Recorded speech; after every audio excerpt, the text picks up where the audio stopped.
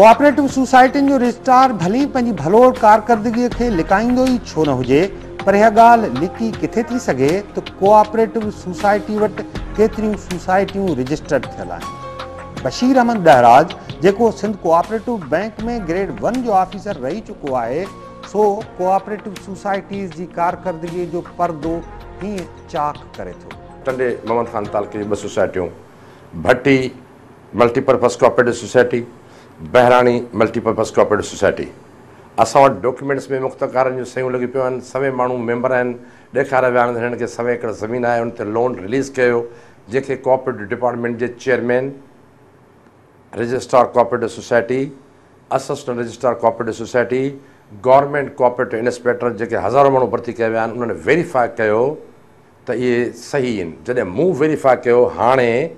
Loan हलण खां पोइ 1 रुपयो अॼु हिते रिकवरी कोन थी आहे, करोड़ रुपया उन्हनि ते आउटस्टिंग आहे, त मुख़्तियारकार लिखी नथो सही, इहे माण्हू ई असांजे फील्ड में कोन्हनि, ते हिकु वेसो बि ज़मीन कोन्हे। अहिड़ी बोगस सोसाइटियूं बि आहिनि जेके पैसा खाई वियूं,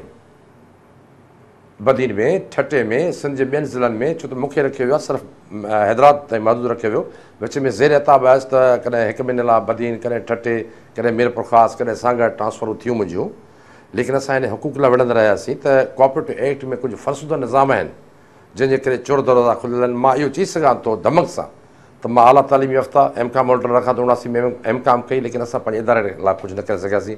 पंहिंजे सिंधी क़ौम जे ग़रीब आबादगारनि वटि जॾहिं असां वेंदा हुआसीं रिकवरी लाइ, छो त रिकवरी पावर असांखे न आहिनि, इहे बि कोऑपरेटिव इंस्पेक्टरनि खे पावर आहिनि रेवेन्यू एक्ट 81, 82 जे तहत। असां सिर्फ़ु रजिस्टर्ड कोऑपरेटिव सोसाइटी जे तौरु डिसबर्समेंट करण वारी फिनेंशियल एजेंसी आहियूं। जेकी सोसाइटी रजिस्टर थियनि थियूं कोऑपरेटिव डिपार्टमेंट करे थी, ऐं हिकिड़ी कमेटी ईंदी डिस्ट्रिक्ट लेवल ते, जंहिंजो चेयरमैन DC साहिबु हूंदो, उनजे सजेस्ट कयल रिकमेंड कयल अमाउंट खे असांजी बैंक, फीडरल बैंक जो मिलियल पैसो डिस्ट्रीब्यूट कंदी हुई। पर उहे जंहिंजनि हुयूं सोसाइटियूं या न हुयूं, इहो ग़लति हो। बहरहाल मरहूम हाजी मोहम्मद ख्वाजा जाफ़री साहिब जे ज़माने में जॾहिं रजिस्ट्रार हो, असां अमेंडमेंट लाइ लिखियो हो त कुझु कोऑपरेटिव सोसाइटीज़ जा एक्ट बाइलास अमेंडमेंट कयो त जीअं सिंध जे हक़ीक़ी हारी तबिके जी ख़िदमत करे सघिजे, लेकिन अमेंडमेंट्स न थियूं, अॼु बि न थियूं। ऐं बजाए इन एग्रीकल्चर खे डेवलप करण लाइ, छो त अयूब ख़ान 1959 में हिकिड़ो बिल पास कयो जंहिंमें एग्रीकल्चर खे हथी ॾियणी हुई, पाकिस्तान जे एग्रीकल्चर खे। हर सूबे में इहे कोऑपरेटिव बैंकूं ऐं सोसाइटियूं ठही वियूं। हाणे सिंध में त ज़रियो cooperative means fraud. Housing sector में हज़ारों फ्रॉड आहिनि। हिते कासमाबाद में तव्हां ॾिसो कि भला तव्हांजे ॾाढो हाउसिंग सोसाइटियूं, अॼु 1 नक्शो पास आहे, 6 महीननि खां पोइ ॿियो नक्शो पास आहे, A प्लाट B थियो, B C थियो, 10 माण्हुनि खे थिए थी, ब्लैक मनी खे वाइट पिया कनि। मूंखे चवंदे शर्म कोन थो थिए महसूस। सिंध प्रांचल कोऑपरेटिव बैंक कीअं कर्ज़दार बनी ऐं कोऑपरेटिव सोसाइटी वारे इदारे छो कर्ज़ वसूल न कया, तंहिं बहस खे छॾे जॾहिं ख़ान बहादुर अज़ीम ख़ान बिल्डिंग जी दुखदायक कहाणी खे ॾिसिजे थो, तॾहिं इहा ॻाल्हि बि साम्हूं अचे थी त हिन इमारत खे ख़ुदि उन्हनि माण्हुनि बि नुक़सान रसाइण में का कसर बाक़ी नाहे छॾी, जेके माण्हू हिन इमारत जी रखवाली ऐं तहफ़ुज़ लाइ मुक़ररु थियल हुआ। इतला इहे बि आहिनि त इमदाद बाहिमी वारे इदारे जो हिकु अॻूणो सेक्रेटरी हिन इमारत में लॻल नायाब घड़ियाल बि चोरी कराए वियो हो, जॾहिं त हिकु ऑफिसर हिन इमारत जा ख़ूबसूरत थंभा डहिराए उते कब्ज़ो करे वरितो। हिन इमारत भरिसां कोऑपरेटिव खाते जो स्टोर बि क़ाइमु थियलु हूंदो हो, जेको स्टोर बि हाणे ॾिसण में नथो अचे। हिन प्रेमिसिस में कब्ज़ा बि थियल आहिनि ऐं उहे कब्ज़ा तव्हांजे ई माण्हुनि जा थियल आहिनि। एक्ज़ैक्टली कि भला असांजी बिल्डिंग में भी कोऑपरेटिव डिपार्टमेंट जो डिप्टी रजिस्ट्रार मरहूम मौला बख्श बलोच, उन हिकिड़ो कोऑपरेटिव शॉप उन ते प्राइवेट मुलाज़िम रखियो लाखो, उनखे हिकिड़ा रेजिडेंशियल क्वार्टर ॾिनई, उहो कब्ज़ा थी विया। मां ख़ुदि FIR कटाई, कोर्ट में केस कयासीं, उनखे कंहिं परसू कोन कयो, केस थी विया। असांखे असांखे टाइटल आहे, वरी जेके गैलरी में कब्ज़ा थिया आहिनि प्राइवेट कया आहिनि, पर असांजी बैंक जे प्लाट ते सेक्रेटरी कोऑपरेटिव जे नाले सां मौजूदा DOC कोऑपरेटिव जेको लिगारी साहिबु, उन ख़ुदि कब्ज़ो कयो, छितियूं पइजी वियूं, भितियूं ठही पियूं, अञा ते प्रूफ्स आहिनि, भित जी बहितरीनु बिल्डिंग जा बहितरीनु पिलर्स ऐं निशो निमा किराया विया, जेके किराइणा ई न हुआ। हिन मौसम आसार क़दीम वारनि पंहिंजी प्रिज़म बैंक कई पंहिंजी पोज़ीशन में, उहा खणी छित विधी वई। हाणे त आसार क़दीमा जी मिल्कियत आहे न सर, असांखे चयो वियो आहे, असांखे लेटर न ॾिनो वियो आहे। लेटर आहे जारी थियल आहे 2008 में कि भला असांजी ब्रांच ताईं न पहुतो हो, हैदराबाद ब्रांच ताईं, जो असां उन तव्हांखे प्रूफ ॾेई सघूं त असां वटि आहे। अलबत्ता उहे आया हुआ, मूंसां ख़ुदि मिलिया ऐं मुंहिंजे ज़माने जॾहिं मां मैनेजर हूंदो हुउसि त उन टाइम हिन जी मेयरमेंट थी सभु कुझु थियो असांखे ॿुधायूं त असां हिन जे मुखिया उस वांगुरु तमीर था कयूं असां ख़ुशि थियासीं। ऐं हीअ सोशल समाजी तक़रीबा जे लाइ प्लाट डोनेट थियल हो, बैंक जे लाइ न हो, बैंक लाइ न हो। उधारा वेठा हुआ, उधारा माण्हू विकिणनि था हिनखे। बिल्कुलु सर, पर इहो डिपार्टमेंट कॉर्पोरेट डिपार्टमेंट गवर्नमेंट सन छो थी डिफर उधारो आहे न साईं। एक्ज़ैक्टली सर, ही त असांजी प्रॉपर्टीज़ 40 करोड़ जी, असां जेको पैकेज ठहे थो 42 प्लस छो थो ठहे 11 करोड़ जो,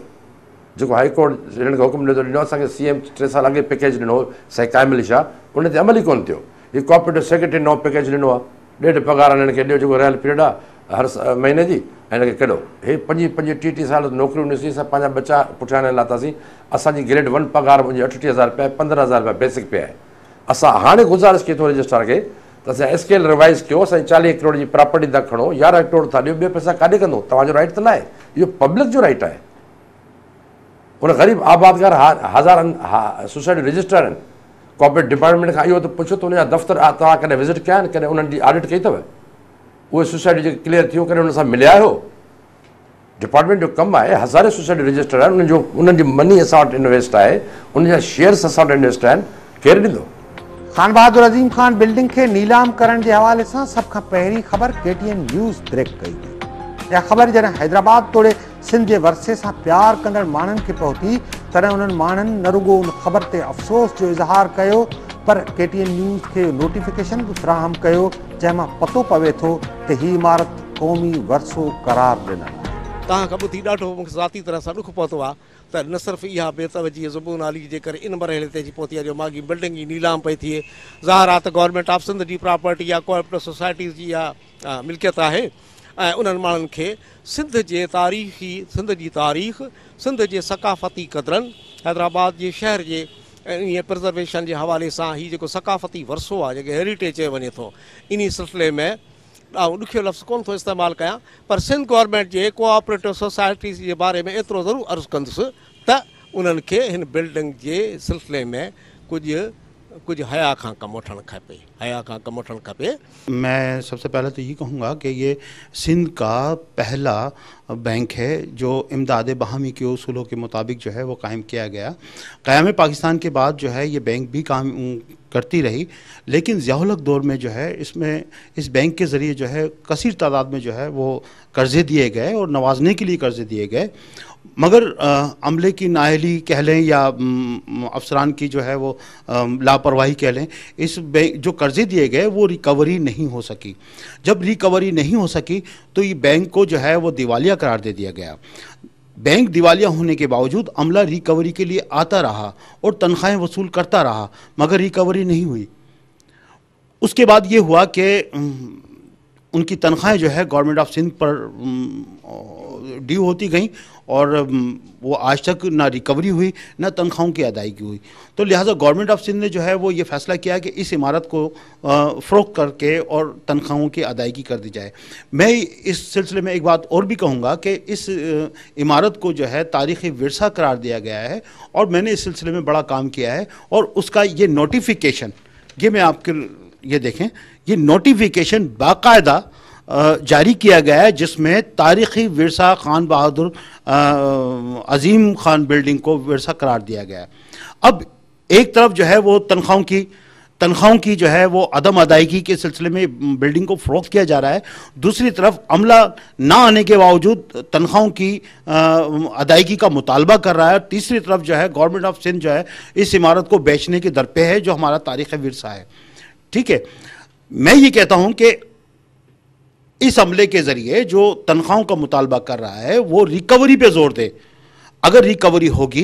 तो ये इमारत फ़रोख्त होने से बच जाएगी और हमारा तारीख़ी विरसा, हमारा असासा, हमारी शनाख्त, हमारे शहर का सरमाया जो है ये टूटने से बच जाएगा। सकाफ़ती वरसे जो तहफ़ुज़ बुनियादी तौर सकाफ़त खाते ऐं एंटीक्यूटी खाते सिंध जी ज़िम्मेवारी आहे ऐं उन्हनि इदारनि घटि में घटि खान बहादुर अज़ीम खान बिल्डिंग खे बचाइण जे हवाले सां त पंहिंजो असराइतो किरदारु अदा नाहे कयो ऐं उन अमल में उन्हनि इदारनि जूं कई ज़ाती मजबूरियूं बि थी सघनि थियूं। सिंध गवर्नमेंट हिकु किताब जी शिकिल में इन्हनि ॿिन्ही खातनि जूं ज़िम्मेवारियूं बि दर्ज करे छॾियूं आहिनि, पर इन्हनि इदारनि खे उन ज़िम्मेवारी जो अहसासु ॾियारे त आख़िर ॾियारे केरु। सही ही ॻाल्हि आहे त पहिरीं ॻाल्हि त ही कोशिशि इहा पई कई वञे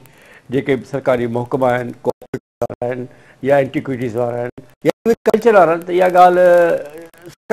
ॻाल्हि दॿाई वञे इन ॻाल्हि खे तशतस बाब न थिए ॻाल्हि इहा इहा रहियल रहे त इहा ॻाल्हि पब्लिक अचे काफ़ी शयूं जेके रिकॉर्ड ते आहिनि उहे रिकॉर्ड ते हू आणणु नथा चाहिनि अहिड़ियूं बिल्डिंगूं हैदराबाद में ॿियूं तव्हांखे मिलंदियूं हिननि टोड़े उन्हनि ते हींअर प्लाज़ा ठही विया आहिनि इवन क़ब्रिस्तान पुराणा जेके तव्हां ॾिठा हूंदा शहीदनि जो क़ब्रिस्तान आहे उन खे बि जेके हेरिटेज वारा हुआ हिननि जी कोशिशि इहा ई आहे त पोयां त जेके माण्हू इंट्रस्टेड उहे शहर डेवलपमेंट में न आहिनि हू पंहिंजी हिकु पर्सनल हुनजो एजेंडा आहे ऐं हैदराबाद जी तारीख़ या जाग्राफी सां हुनजो या कल्चर सां को वास्तो न आहे हींअर अहिड़ो माण्हुनि जो रुझान थी वियो आहे त जेके वेठा आहिनि कुर्सीअ ते तो हाकम जेके आहिनि उनजी ॻाल्हि खे हू टारे नथा सघनि आहिनि ऑफिसर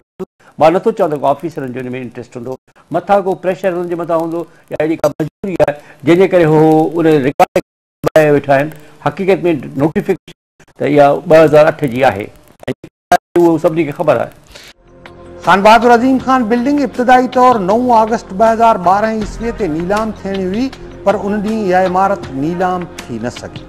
सिंध कोऑपरेटिव सोसाइटीज़ हिन नायाब इमारत जी नीलामी जो मुल्ह 10 करोड़ रुपया मुक़ररु कयो आहे 9 अगस्त ते नीलामी न थियण जे करे इहा नीलामी ॿीहर 27 अगस्त ते थियणी हुई पर उन दौरान सकाफ़त खाते हिकु ख़त लिखी उन नीलामीअ खे रोकाए छॾियो आहे हीअ नीलामी सिर्फ़ ऐं सिर्फ़ मीडिया जे दबाव जे करे अमल में आई आहे जॾहिं त इहा कावड़ कढण लाइ कोऑपरेटिव सोसाइटी जे रजिस्ट्रार वाज़े कयो त 27 अगस्त ते उन इमारत जी नीलामी रखियल ई न हुई ऐं असुल में इहो शो ॼण त रुॻो मीडिया ई छॾियो हो हिन जो ऑक्शन कॾहिं रखियल हो हाणे हिन जी छा पोज़ीशन आहे न 27 तारीख़ को बि ऑक्शन न हो अॼु तारीख़ ते को बि ऑक्शन न रखियल हो बैंक जो इहो 9 तारीख़ ते रखियल हो जंहिंमें का बि पार्टी इंट्रस्टेड कोन हुई तंहिं करे को बि ऑक्शन न थियो टेंडर जो उसूल छा आहे जेकॾहिं उन तारीख़ ते ऑक्शन नथो थिए त पोइ हुनजो रोटेशन छा असां दोबारा अख़बार में ॾींदासीं इहो दोबारा असां अख़बार में ॾींदासीं त हिननि जे 10 करोड़ रुपया बिड रखियल हुई उन्हनि ते को पार्टी न आई हाणे वरी नए सिर सां असां हुनजी डिमांड रखंदा खान बहादुर अज़ीम खान बिल्डिंग खे नीलाम करण वारे अमल ख़िलाफ़ हैदराबाद जा शहरी सख़्त काबिल नज़र अचनि था इन्हनि शहरनि हिन इमारत खे नीलामी खां बचाइण लाइ हिकु कमेटी बि क़ाइमु करे वरिती आहे उन कमेटी ख़बरदार कयो आहे त जेकॾहिं खान बहादुर अज़ीम खान बिल्डिंग खे नीलाम कयो वियो त हू अदालत जो दरवाज़ो खड़काइण खां बि न मुड़ंदो असां पहिरीं त हिकिड़ी पंहिंजी हिकिड़ी एक्शन कमेटी ठाही आहे उन जा 7-8 मेंबर कल्ह हुन सां ॻाल्हायोसीं उन में पहिरीं त शम्स जाफ़रानी साहिब जो मां थोराइतो आहियां उन जी हिकदमि हा कई पोइ असां कन्वीनर कयो आहे मोहम्मद बुल्ले खे मुक़ररु त बाबा तूं कन्वीनर इन करे तो वटि पाण सहाफ़ियाना बैकग्राउंड बि आहे ऐं तो वटि मीडिया बि आहे प्रेस बि आहे ऐं उहो अॻे हुनजी हिकिड़ी NGO हलाए थो आर्कियोलॉजी जे हिसाब सां हेॾे असां जेके NGOs आहिनि के एनवायरमेंट ते कमु था कनि के ह्यूमन राइट्स ते कमु था कनि हीअ वाहिद NGO आहे जेके वरी हेरिटेज ते कमु थी करे उन्हनि कमु कयो केतिरो आहे किताब न काफ़ी छपाया आहिनि ऐं मुख़्तलिफ़ ज़िलनि जा डिस्ट्रिक्ट जेके बि आहिनि नौशहरे जो मटियारी जो ऐं मां सम्झां थो शिकारपुर जो 3-4 ज़िला करे चुको आहे ऐं हुनजो हुन में आहे असां कन्वीनर कयो आहे त हीअ कमेटी एक्शन कमेटी आहे डॉक्टर बदर बड़े साहिब ॻाल्हायोसीं उहो बि हुन में अची वियो आहे डॉक्टर मोहम्मद अली भट्टी बि हुन में अची वियो आहे असां 7-8 ॼणनि जी हिकिड़ी कमेटी ठाही आहे जेकॾहिं हे नीलाम थिए थो त असां नीलाम जे इनशाला वेंदासीं ख़िलाफ़ स्टे वठी ईंदासीं कोर्ट में ऐं असां पंहिंजो इहो करे छॾियो आहे पको पए त इनखे कंहिं हालत में इहे ई बिल्डिंग खे ईअं ई एंटीक्विटीज़ खे वापसि कराईंदासीं सिंध कोऑपरेटिव बैंक हिन वक़्तु लॻभॻि 1 अरब रुपयनि जी कर्ज़ी आहे जॾहिं त उन बैंक जा एतिरा ई पैसा ज़रई हाउसिंग सोसाइटियुनि ते बि रहियल आहिनि बैंक जो ही ऑफिसर दावा करे थो त जेकॾहिं कोऑपरेटिव सोसाइटियुनि जा क़ाइदा ऐं कानून तब्दील करे ईमानदारी सां ओगाड़ियूं कयूं वञनि त को सबबु कोन्हे जो ही बैंक पंहिंजो कर्ज़ लाहे ॿीहर पंहिंजे पेरनि ते बीही न सघे हिन ऑफिसर जी ही त हिकु तजवीज़ आहे पर उन ते अमल करे त करे केरु को बि प्रायोरिटी कान्हे त को भई सीनियर माण्हुनि खे आॾो आंदो वञे जेके हिनखे ड्राइव करे सघनि बैंक खे का प्रायोरिटी कान्हे का क्राइटेरिया कान्हे तव्हांजो ख़्यालु आहे त जेकॾहिं प्रोविंशियल बैंक खे हलाइजे हली सघे थी कि भला हिन जा चंद एक्ट उन्हनि में तब्दीली अचे असां हलाए छा असां डोड़े सघंदासीं मां बैंक जो माण्हू आहियां मुंहिंजी एमकॉम एडुकेशन आहे I am challenging in the banking sector that I will drive it मां हिनखे ड्राइव करे सघां थो मुंहिंजो तालुक़ु ई बैंकुनि सां आहे मुंहिंजी एडुकेशन ई बैंकुनि सां आहे लेकिन एक्ट अमेंडमेंट न भुलनि जंहिंमें चोर दरवाज़ा आहिनि ही त ग़रीबनि जी सोशल ऐं समाजी बैंक आहे। हिन मरहले ते जॾहिं कोऑपरेटिव सोसाइटीज़ वारे खाते जी नाक़स कारकर्दगी खुली साम्हूं अची चुकी आहे, तॾहिं सिंध सरकार खे इन्हनि ऑफिसरनि खां ज़रूरु पुछाणो करणु घुरिजे जेके ऑफिसर कोऑपरेटिव बैंक खे ॾेवालो करण ऐं कर्ज़दारनि खां कर्ज़ वापसि न वठण जा ज़िम्मेवार आहिनि। खान बहादुर अज़ीम खान बिल्डिंग सिंध जो सक़ाफ़ती वरसो आहे जंहिंखे भुॻड़नि मुठ ते नीलाम थियण खां बि ज़रूरु बचणु घुरिजे। उहे इदारा जेके सक़ाफ़ती वरसे खे बचाइण ऐं महफ़ूज़ रखण जा ज़िम्मेवार आहिनि, तिन इदारनि खे घुरिजे त हू हिन इमारत जे शान ऐं शौक़त खे ॿीहर बहाल कनि त जीअं हैदराबाद शहर जी दिलि में क़ाइमु हिन इमारत जो हुस्न ऐं सूंहं ॿीहर निखरी सघे। कैमरामैन जावेद सोलंकी सां गॾु फैज़ कोसो, KTN न्यूज़, हैदराबाद।